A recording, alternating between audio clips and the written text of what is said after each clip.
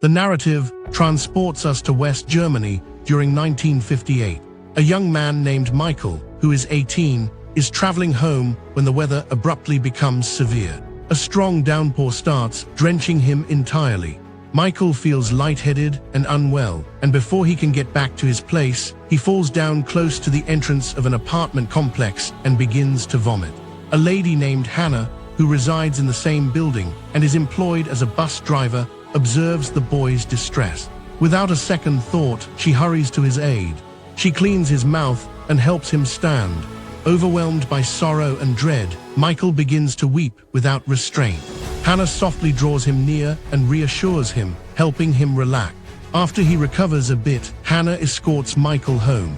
Later that afternoon, at lunchtime, Michael's dad observes that his boy appears unusually pale and feeble.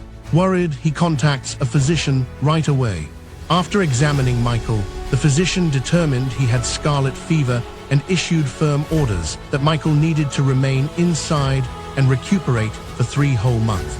Michael undergoes the therapy and gradually recovers his well-being as time passes.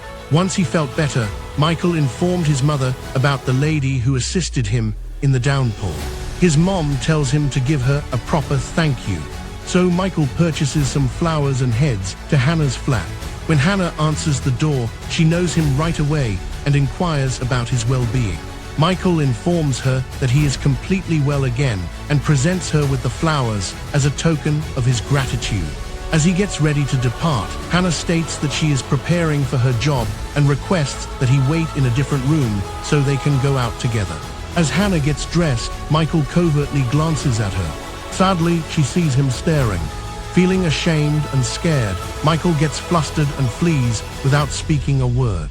The next day, Michael sees Hannah on a bus performing her duties and distributing tickets. Embarrassed by his actions, he chooses to say he's sorry. Later that night, he goes to see her once more. When Michael gets there, Hannah has just come home from her job. She requests his assistance in bringing a bucket of coal up from the basement.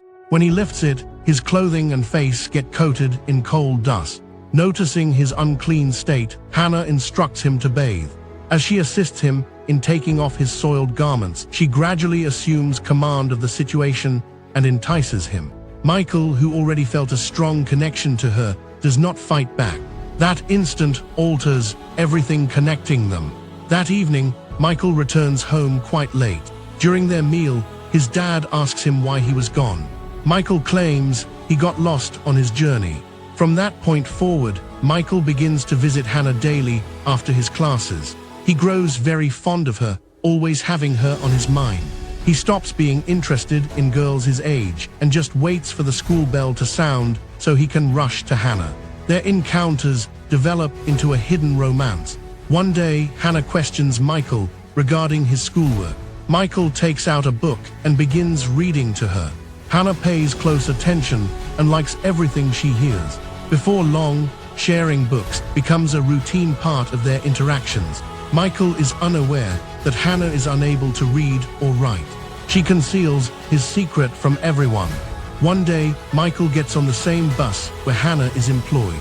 Upon seeing him, she gets upset and totally disregards him. She worries that others could see their bond. Afterward, Michael confronts her at her house, wanting to know why she acted that way towards him. Hannah clarifies that they should avoid being seen together publicly. A disagreement happens, but Michael says sorry and she pardons him. Some days later, Michael proposes a bike ride. Hannah says yes. To afford this, Michael parts with his beloved stamp collection. They embarked on a 2-day trip together, pausing in little towns, sharing meals, and appreciating one another's company. On day 2, they go into a church. All at once, Hannah becomes silent and withdrawn. Michael sees the sadness in her expression, but he doesn't know why she's sad. He decides not to ask her about it. After they come back, their connection grows firmer. In class, a different girl expresses interest in Michael, but he pays her no mind at all. At a similar point, Hannah receives a promotion in her job. The new job makes her scared instead of happy because she has to leave town. For Michael's birthday, his friends arrange a party, but he visits Hannah instead. They have a small disagreement, then make up. That evening, they share a bed, not knowing it will be their last night. The following morning, Hannah has vanished. She departed without offering any reason. Michael is left devastated. Many years later, in 1966, Michael is currently studying law at Heidelberg University. While at court with his professor, Michael hears a name that stops him cold: Hannah. She is on trial, charged with having been an SS guard in World War II. Hannah and other guards face accusations of letting hundreds of Jewish women and children perish in a church fire. The other ladies place all responsibility on Hannah. When the judge states Hannah authored the official report, she refutes it. When asked to give a handwriting example, Hannah stops moving. Michael abruptly grasps the reality. Hannah cannot read or write. To conceal this disgrace, she takes on all the blame. Hannah receives a life sentence in prison. Michael is heartbroken. Time goes by. Michael trains as a lawyer, gets married, and is filled with regret. He starts sending Hannah audio recordings of himself reading stories. Motivated, Hannah learns to read and write while incarcerated. After over 2 decades, Hannah is released from prison.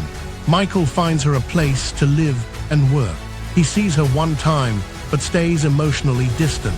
That evening, feeling immense remorse, Hannah takes her own life. Michael honors her last request by giving her money to a group that teaches people to read.